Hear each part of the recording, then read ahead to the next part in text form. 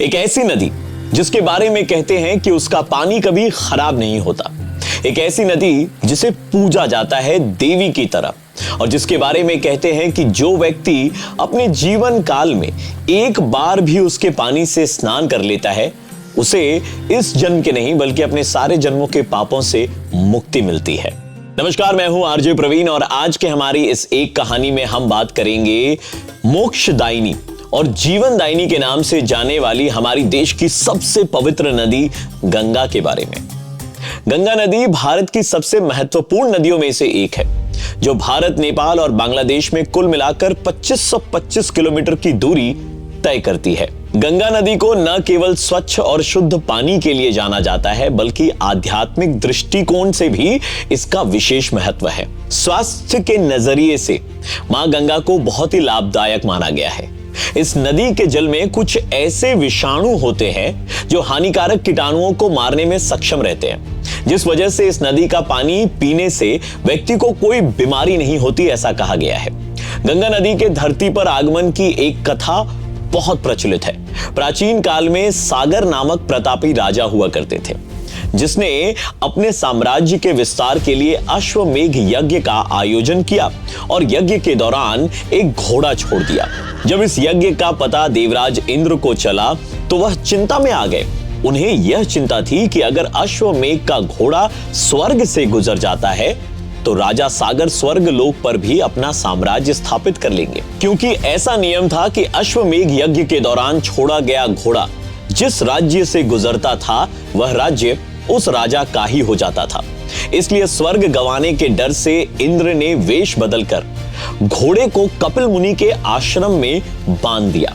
जब घोड़े के चोरी हो जाने की बात राजा सागर को पता चली, तब वह अत्यंत क्रोधित हो गए और उन्होंने आवेश में आकर अपने 60,000 पुत्रों को घोड़े की खोज में भेज दिया। जब उनके पुत्रों को यह ज्ञात हुआ कि कपिल मुनि के आश्रम में वह घोड़ा बंधा है, तब उन्होंने कपिल मुनि को चोर मान लिया और उनके आश्रम में घुस गए। ध्यान मुद्रा में लीन कपिल मुनि को जब शोर सुनाई दिया तो वह उस जगह पर पहुंचे जहां सागर के पुत्र उन पर घोड़े की चोरी का इल्जाम लगा रहे थे। यह सुनकर देव मुनि अत्यंत क्रोधित हो गए और उन्होंने क्रोध में आकर राजा सागर के सभी पुत्रों को अग्नि में भस्म कर दिया और उसके सभी पुत्र प्रेत योनि में भटकने लगे। ऐसा इसलिए हुआ क्योंकि बिना अंतिम संस्कार किए राख में बदल जाने से उनके पुत्रों को मुक्ति प्राप्त नहीं हो रही थी। राजा सागर के कुल में जन्मे राजा भागीरथ ने अपने पूर्वजों की आत्मा की शांति के लिए भगवान विष्णु की कठोर तपस्या की। तपस्या से प्रसन्न होकर जब भगवान विष्णु ने भागीरथ को दर्शन दिया तो उन्होंने वरदान मांगने के लिए कहा। भागीरथ ने पूर्वजों की आत्मा की शांति के लिए मां गंगा को धरती पर लाने की प्रार्थना की। मां गंगा धरती पर आने के लिए तैयार नहीं थी, इसलिए उन्होंने यह शर्त रखी कि वह बहुत तेज गति से धरती पर उतरेंगी और रास्ते में आने वाली सभी चीजों को वो तहस नहस कर देंगी। गंगा की शर्त से भगवान विष्णु भी चिंता में आ गए और उन्होंने भोलेनाथ से इसका हल निकालने के लिए कहा। तब भोलेनाथ ने कहा कि वह गंगा को अपनी जटाओं में समाहित कर लेंगे, जिससे धरती पर विनाश नहीं होगा। इसके बाद भगवान शंकर ने गंगा को अपनी जटाओं में समाहित किया और इस तरह गंगा नदी धरती पर प्रकट हुई।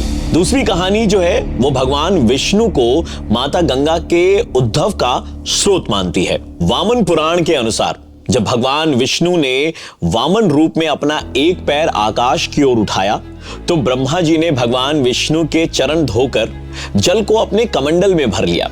इस जल के तेज से ब्रह्मा जी के कमंडल में गंगा का जन्म हुआ।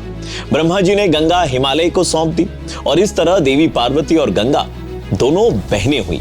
इसी के साथ एक कथा यह भी है कि वामन के पैर की चोट से आकाश में छेद हो गया और 3 धारा फूट पड़ी। एक धारा पृथ्वी पर, एक स्वर्ग में और एक पाताल में चली गई। शिव पुराण में ऐसी कथा मिलती है कि गंगा भी देवी पार्वती की तरह भगवान शिव को पति रूप में पाना चाहती थी। देवी पार्वती नहीं चाहती थी कि गंगा उनकी सौतन बने, फिर भी गंगा ने भगवान शिव की घोर तपस्या की। उनकी तपस्या से प्रसन्न होकर भगवान शिव ने उन्हें अपने साथ रखने का वरदान दे दिया। इसी वरदान के कारण जब गंगा धरती पर अपने पूरे वेग के साथ उतरी तो जल प्रलय से धरती को बचाने के लिए भगवान शिव ने उन्हें अपनी जटाओं में लपेट लिया, जिससे गंगा को भोलेनाथ का हमेशा हमेशा के लिए साथ मिल गया। अब लोगों के मन में एक सवाल यह भी आता है कि आखिर गंगा ने धरती पर आकर एक इंसान से शादी क्यों की? तो आइए जानते हैं पूरी कहानी। महाभारत की कथा के अनुसार देवी गंगा अपने पिता ब्रह्मा के साथ एक बार देवराज इंद्र की सभा में आई। यहां पर पृथ्वी के महाप्रतापी राजा महाभीष भी मौजूद थे। महाभीष को देखकर गंगा मोहित हो गई और महाभीष भी गंगा को देखकर सुध-बुध खो बैठे। गंगा में खोए महाभीष उन्हें एकटक निहारते रह गए और गंगा भी उन्हें देखती रह गई, जिससे क्रोधित होकर ब्रह्मा जी ने श्राप दिया कि आप दोनों मर्यादा को भूल गए हैं, इसलिए आपको धरती पर जाना होगा और आप दोनों एक दूसरे को पसंद करते हैं, इसलिए वहीं पर आपका मिलन होगा। ब्रह्मा जी के श्राप के कारण गंगा नदी के रूप में धरती पर आई और दूसरी ओर महाभीष को हस्तिनापुर के राजा शांतनु के रूप में जन्म लेना पड़ा। एक बार शिकार खेलते हुए शांतनु जब गंगा तट पर पहुंचे तो गंगा मानवी रूप धारण कर शांतनु के पास आई और दोनों में प्रेम हो गया। शांतनु और गंगा की 8 संतानें हुई, जिनमें 7 को गंगा ने अपने हाथों से जल समाधि दे दी और 8वीं संतान के रूप में देवव्रत भीष्म का जन्म हुआ। तो दोस्तों, ये तो हुई कहानियां, पर क्या आप जानते हैं कि गंगा नदी के पानी में बाकी नदियों के मुकाबले 28% ज्यादा ऑक्सीजन मिलता है।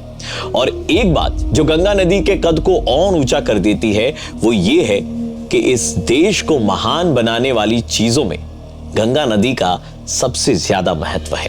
केवल नदी नहीं, संस्कार है गंगा, धर्म जाति देश का श्रृंगार है गंगा। मैं हूं आरजे प्रवीण और ये थी हमारी आज की एक कहानी। ये कहानी आपको कैसी लगी हमारे कमेंट सेक्शन में जरूर बताइएगा। थोड़ा इंतजार कीजिए, मिलता हूं अगले एपिसोड के साथ बहुत जल्द।